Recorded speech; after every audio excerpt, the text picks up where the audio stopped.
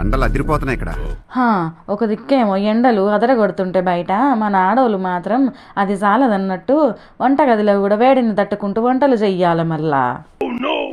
ఇది చాలదన్నట్టు మన ఇంట్లో ఏమో ఇక చపాతీలు కూడా చెయ్యి అని ఆర్డర్లు ఇస్తుంటారు.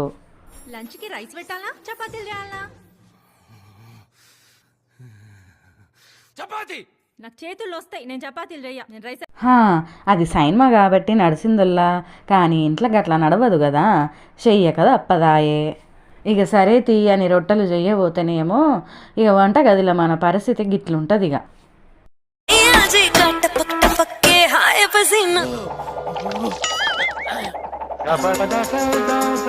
ఇక గందుకే నేను ఉపాయం తెచ్చినగా. ఉపాయం చెప్తాను అన్నది మళ్ళీ పాటలు పెట్టుకొని ఉంటుంది.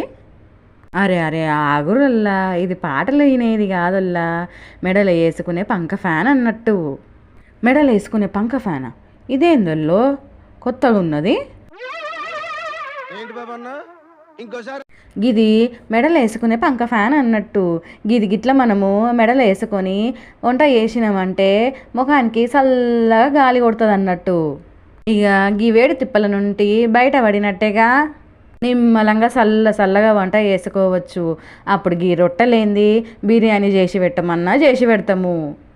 అంతేగానొల్ల మరి కొందామా, మరి కొని చూద్దాం, మరి వేసుకొని ఎట్లుంటుందో వాడి చూద్దామా.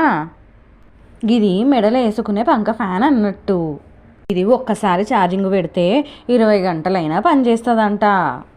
అంతేకాదన్నొల్లా ఇది పంక ఫ్యాన్ లెక్క మనము 1 మీద పెట్టినా తిరుగుతుంది, 2 మీద పెట్టినా తిరుగుతుంది, 3 మీద ఎక్కువ గాలి కావాలన్నా తిరుగుతుందంట. ఏం వాడకవయ్యా అబ్బో. పాండి మళ్ళా ఇంకెందుకు ఆలస్యము, మీరు కూడా కొని చూడుండ్రి, వాడి చూడుండ్రి, ఎట్లున్నదో నాకు కామెంట్లో పెట్టుండ్రి.